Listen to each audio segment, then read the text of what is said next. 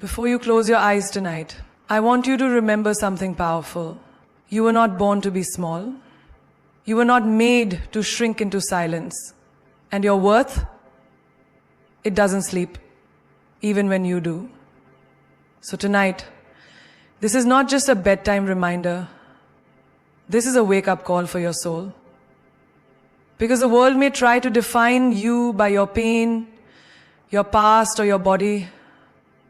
But you're more than every scar they can't see. You're more than the love you didn't receive. And you're far more dangerous to settle than they ever imagined. Every woman listening to this right now, I need you to breathe deeply. And let every word I say tonight become your new standard. Not just for how the world should treat you, but for how you should treat yourself. Because, darling, the way you speak to yourself in the silence of night will shape how you rise in the chaos of morning. So let's begin. This is for you. You're not too much. They were simply never enough. This line isn't just a quote. It's a declaration. A truth that every woman needs to hear, breathe in, and believe with her entire soul. How many times have you silenced your laugh because it was too loud? How many times did you lower your standards because someone told you you're asking for too much? How often did you hide your brilliance just to make someone else comfortable in their insecurity? There's a girl out there who was told she's too emotional. She feels deeply, cries when she's moved, speaks when something doesn't sit right with her heart. They called it weakness. But what they don't understand is empathy is the backbone of leaders, creators. Take out the power of the glass. You have the power, their strength. Empathy is the backbone of leaders, and visionaries. She was never too emotional. They were emotionally unavailable. They couldn't handle the beauty of a heart unafraid to feel. Then there's the woman who was told she's too ambitious. She dreams big, walks into meetings with a fire in her eyes, challenges outdated rules, and demands what she knows she deserves. And what do they say? You're too much. But what they really mean is, you scare them. Your boldness highlights their smallness. Your vision exposes their limitations. You weren't too ambitious. They were simply too lazy to rise to your level. You didn't intimidate them. They felt inadequate in your presence and called it too much. What about the girl who loves too hard? The one who texts first, plans dates, shows up, gives 110% in every relationship, only to be told she's clingy, desperate, or intense. But let's be honest. She wasn't too loving. She was loving the wrong people who never had the capacity to receive real love. They were never built to handle a woman who shows up with loyalty, care, and intensity. They mistook devotion for desperation. The truth is, a man who's ready for a real woman would call that effort a blessing, not a burden. Imagine a woman in a room full of people talking passionately about things she believes in. She's loud, expressive, maybe even a little dramatic. And someone tells her, tone it down. Tone it down. You're too loud. But here's the raw truth. Her volume is not the problem. Their silence is. The world has taught women to whisper their thoughts and scream their beauty. But this woman is rewriting the rules. She doesn't want to be the prettiest in the room. She wants to be the loudest voice for change. You weren't too loud. They just weren't ready to hear truth that didn't fit their comfort zone. Then there's the woman who wants more. more than just a paycheck. The one who's expecting more than just a paycheck, more than a label of wife or girlfriend, more than the bare minimum. She wants partnership, passion, growth, communication, equality. And when she asks for these things, what does she hear? You expect too much. No, darling. She expects exactly what she gives. She's not asking for a castle. She's asking for consistency. And if that feels like pressure, then they were never built for love, only convenience.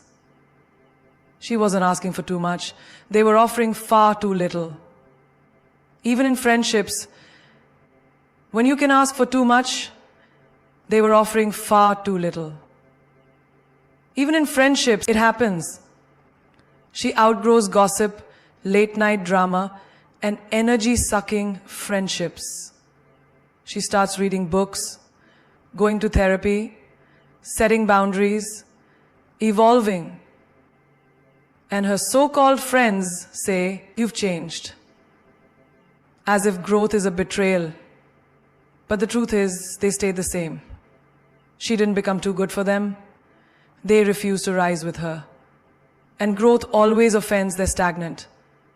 Her elevation exposed their comfort in mediocrity. She didn't leave them behind. They stayed behind and called it loyalty.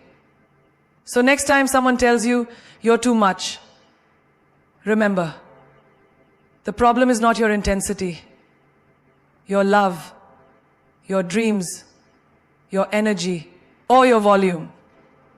The problem is their inability to handle anything that doesn't fit into the limited box they built for you. You weren't too much. You were a mirror reflecting everything they refused to confront within themselves. I will describe to you a journey of faith that you weren't too much. You were a mirror reflecting everything they refused, that you weren't too much. You were not satisfactory, that you were not satisfied enough in the world that you need.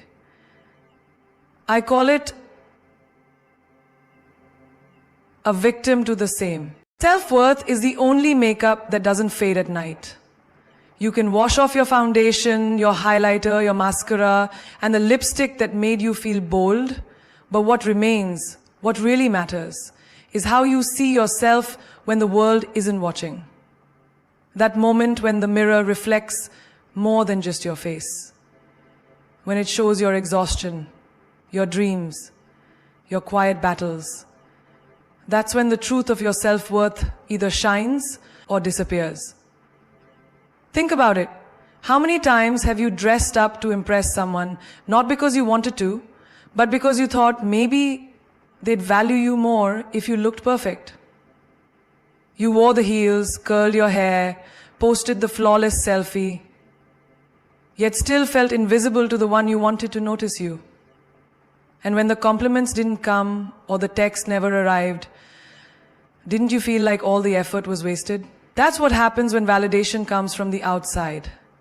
It fades, disappears, and leaves you questioning your beauty, your power, your enoughness. Now imagine a woman walking into a room, no makeup, hair in a bun, wearing yesterday's hoodie, but she carries herself like royalty. Why? Because her self-worth isn't tied to her eyeliner. It's anchored in who she knows she is. That's the woman who doesn't need approval to feel beautiful. Yeah? This is what born turns into. This is what born turns into. No one wants to feel like they have to prove something. That's the woman who doesn't need approval to feel beautiful. Her value isn't a performance, it's a presence. That woman doesn't apologize for taking up space. She owns it. You can fake confidence for a while. You can post the filtered life and paint on a smile.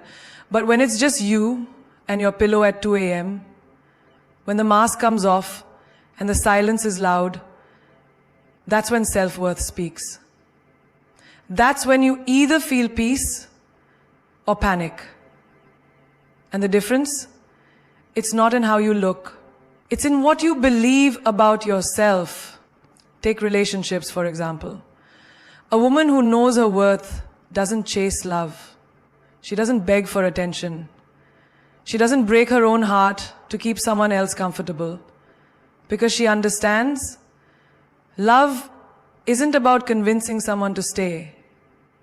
It's about knowing you're a prize. And if someone can't see that, it's their blindness, not your inadequacy.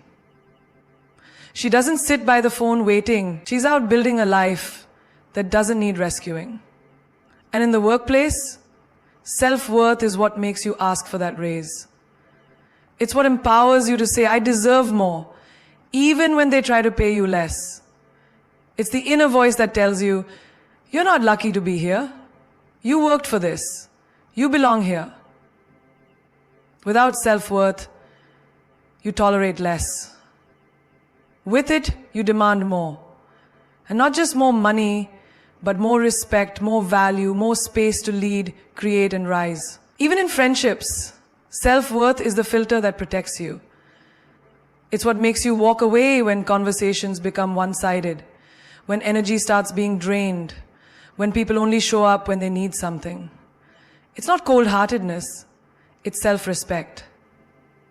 The woman who knows her worth doesn't fear being alone. She fears betraying herself. Because she understands the wrong crowd will make you feel wrong for growing. Look at your daily habits. A woman with self-worth eats to nourish, not to punish. She rests not because she's lazy, but because she's wise.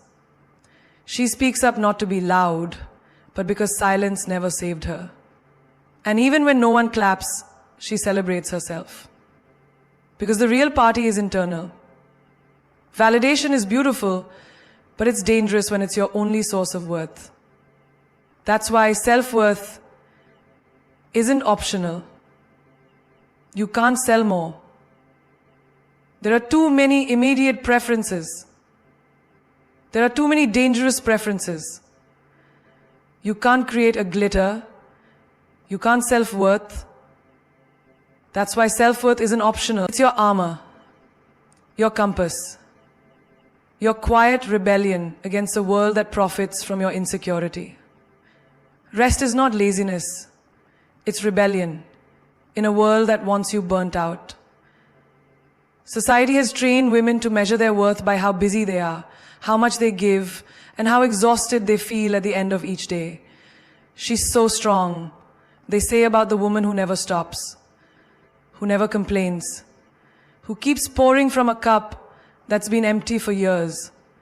But strength is not in sacrifice alone. It's in the courage to say, I deserve to pause. From a young age, you were probably taught that rest comes after success, not before it. That unless you've earned it, you don't deserve it. But what they don't tell you is, a tired mind makes poor decisions. A drained soul forgets its purpose. A woman running on fumes will eventually collapse. And society will still ask her why she didn't try hard. That's why rest isn't weakness. It's resistance. It's you choosing to protect your peace in a world that thrives on chaos. Imagine a working woman juggling a full-time job and a household. She wakes up before the sun, prepares meals, answers emails, joins meetings, helps her children with homework, and still tries to be emotionally available for her partner. She barely remembers the last time she sat down just to breathe. She barely remembers the last time she sat down just to breathe. And when she dares to take a break, just an hour to herself, guilt creeps in like a shadow. But rest is not her enemy. It's her right. She isn't lazy for needing time. She's human. And humans don't function on hustle alone. Or think of a young student, constantly buried in books, chasing grades, battling anxiety that if she stops for even a second, she'll fall behind. But what if the breakthrough she's chasing is waiting on the other side of a good night's sleep? What if her creativity is buried under fatigue? What if her clarity needs quiet to be found? The most brilliant ideas don't come when you're sprinting, they come when you're still. Even machines need to cool down. Why not her? Even in motherhood, rest is radical. Society romanticizes mothers who give endlessly, who forget their own needs, who wear sleep deprivation like a badge of honor. But a mother who rests is a mother who heals. So, what have you come up with, Hannah? You have a method. Her currency is mother.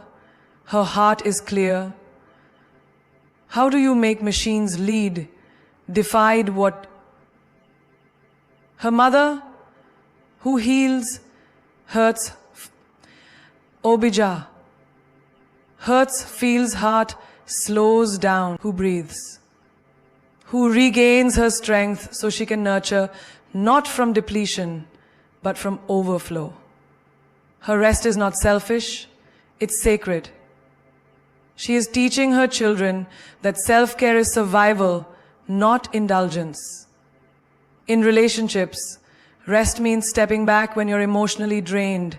It means not always being the one who fixes, who carries, who softens. Sometimes rest is silence. Sometimes it's space. Sometimes it's not answering that call, not chasing that apology, not proving your worth to someone who refuses to see it. Because emotional rest is as necessary as physical rest. And no connection is worth the cost of your peace. Even spiritually, rest is renewal. A woman who prays, meditates, journals, or simply sits in solitude isn't wasting time. She's reconnecting with herself. She's listening to the whispers of her own soul, the ones drowned out by the noise of doing, performing, achieving. The world wants you exhausted because an exhausted woman doesn't have the energy to rise, to question, to fight back. But a rested woman, she's dangerous because she's awake, alert, alive. In your daily habits, rest could mean saying no. No to that extra task. No to that last-minute favor. No to the people-pleasing that leaves you emotionally bankrupt. It could mean sleeping in without apology, taking that vacation without guilt, binge watching your favorite show just because it brings you joy. That's not laziness. It's self-preservation. It's you telling the world, I refuse to earn rest. I embody it. Healing doesn't happen loudly. It happens in quiet nights like this. In those sacred hours when the world goes still and it's just you, your breath, and your truth. No applause, no validation, no one asking how you're doing. Just the weight of your emotions and the strength it takes to sit with them. That's where the real healing begins. Not in public victories, but in private battles you fight when no one's watching. Nobody wants to see your reaction to problems or your fight in truth. Nobody wants to see your reaction to problems or your fight in truth. Nobody wants to see in the moments laughing and crying and the moments. People often assume healing looks like yoga retreats, glowing skin, or a woman smiling in the mirror saying affirmations. But healing is raw. It's messy. Sometimes it looks like a woman curled up in bed, replaying the same memory for the 100th time until it finally loses its power over her. Healing is crying until you can't breathe, then waking up the next day and making coffee like nothing happened. Healing is scary, but it's the little life block of love, like nothing happened. That's power, not performance, not perfection. Picture the woman who just walked away from a toxic relationship. From the outside, people might think she's okay. She's posting pictures, going to work, laughing with friends. But every night, her heart bleeds in silence. She deletes his number, rereads the old texts, stares at the ceiling, trying to understand how something that once felt like home became a battlefield. But she doesn't scream, she doesn't beg, she simply breathes through it. That quiet choice to not go back, that's where healing lives. Or think of the girl battling anxiety. She's not dramatic. She doesn't tell everyone what she's going through. Instead, she puts on her favorite hoodie, lights a candle, and listens to music that understands her better than people do. She writes in a journal because her heart is too heavy for conversation. That's healing. Not the absence of struggle, but the quiet courage to keep choosing herself every single day. Even in grief, healing doesn't explode, it whispers. It's the mother who lost a child and now lights a candle every night by the window, not because it brings the child back, but because it keeps their spirit close. She doesn't need words. Her silence is sacred. Her pain doesn't scream, but it shifts, slowly, into something softer. That's healing. Not a sudden breakthrough, but a gentle surrender. There's also healing in letting go of the version of yourself you once had to be to survive. The girl who was always strong, always smiling, always the problem solver. Letting her rest is healing. Admitting you're tired is healing. Choosing not to be everything for everyone anymore, that's the quiet rebellion that brings you back to life. You don't need to make announcements to grow. You just need to give yourself permission. And in friendships, healing is learning to stop expecting closure from people who hurt you. It's realizing that the apology might never come, the explanation might never arrive, and the validation might forever be missing. But you still get to heal. In the quiet, by setting boundaries, by unfollowing in peace, by forgiving without forgetting. That doesn't make you weak, it makes you wise. Some nights, healing is turning your phone off and staring at the stars. It's lying on the floor, listening to the same sad song on repeat, because it helps you feel seen. It's rereading a favorite book, because the words comfort you in ways people never did. Healing happens in these still moments, in silence, in solitude, in those private hours where the world has nothing to say but your soul has everything to reveal. Healing isn't loud, it's sacred. It's survival disguised as softness. Stop sleeping next to doubt. Make room for vision. Doubt is that quiet voice lying beside you every night, whispering fears into your dreams, convincing you that you're not ready, not worthy, not capable. It wraps around your mind like a warm blanket made of fear, comfortable, familiar, but paralyzing. It tells you to wait, to delay, to dim your light just a little bit longer until you feel more prepared. But guess what? Doubt is not a companion. It's a thief. And every night you go to sleep with it, it robs you of another chance to wake up with clarity. Doubt doesn't shout. It whispers. It hides in little decisions.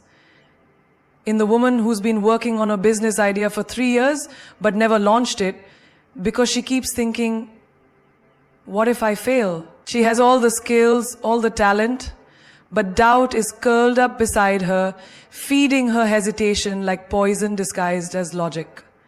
And every night she sleeps next to it, her dream sleeps too.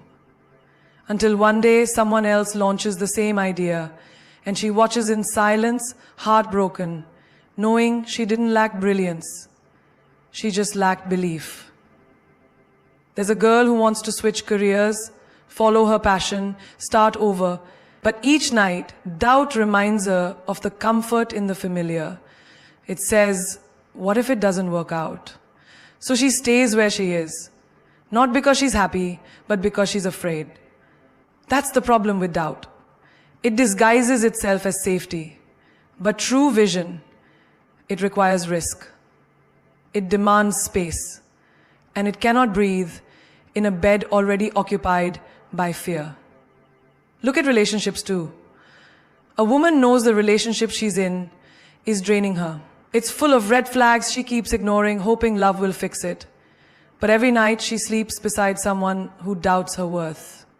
And worse, she doubts it too. She wonders, maybe this is the best I'll ever get. And that's where doubt becomes deadly. It convinces you to settle in places you were meant to pass through. It's time to evict that mindset. To stop sharing your sacred space with thoughts that sabotage your future. Even in friendships, doubt creeps in. You want to start setting boundaries, saying no, protecting your peace. But doubt says, what if they leave? So you say yes when you want to scream no. You become a version of yourself that pleases people while killing your spirit. But your vision, your real self is suffocating because doubt cannot coexist with growth. You can't evolve in spaces that require you to stay small. There's a woman who looks in the mirror every night and sees potential. She wants to start writing, painting, speaking, traveling. But doubt stands behind her and says, who do you think you are? That voice? It's not truth. It's the echo of every insecurity passed down to you. Parents, teachers, ex-lovers, society. But it's not your voice. Your real voice, the one tied to your vision, is quiet but powerful. It says, you were made for more. Make room. You can't build a future when your pillow is soaked in hesitation. Dreams require faith, and faith doesn't sleep beside fear. Vision needs space to grow, and the first step is to clear the bed of every thought that makes you question your worth. Rearrange your mental bedroom, remove the clutter of excuses, throw out the sheets of self-doubt, and set yourself out. Redecorate your nights with belief, with hope, with bold plans and wild dreams that terrify you into greatness. Because the truth is, your destiny isn't waiting on the world. It's waiting on you to stop sleeping beside the thing that keeps putting your vision to bed. Your future self is already proud of you. She's waiting. She's the version of you who has survived what you're currently struggling with.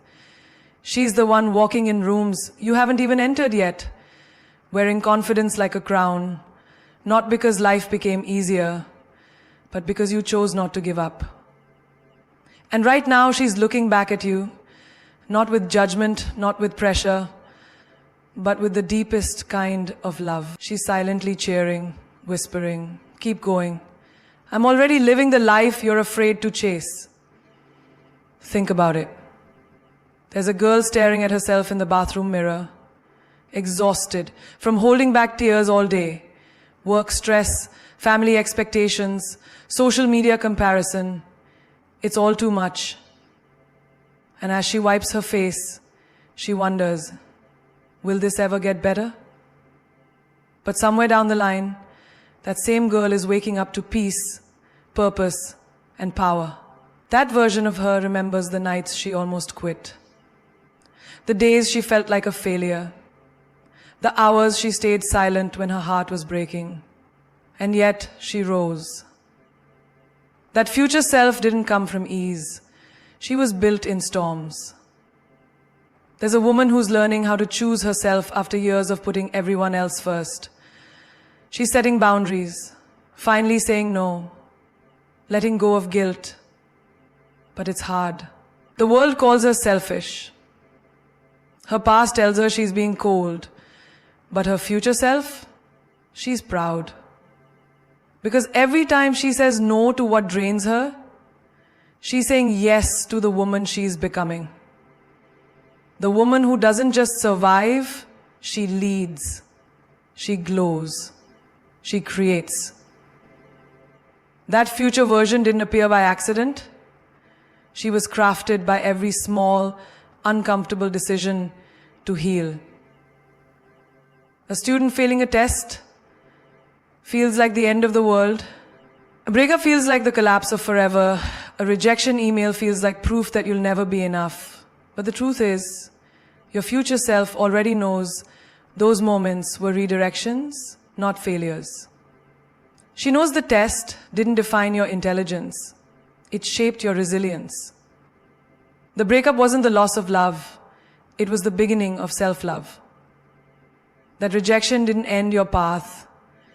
It opened a better one you couldn't yet see. She's living the reward of your current pain. There's a girl struggling with body image. She stares at her reflection and hears every cruel word society ever threw at her. She skips meals, compares herself, hides her curves, and forgets that she is more than a number on a scale. But her future self? She's walking into a room with her head held high, wearing that dress she once thought she wasn't allowed to wear, laughing without covering her mouth, taking pictures without filters, dancing like the world is her stage. That confidence, it wasn't gifted. It was earned. Every time she chose compassion over criticism.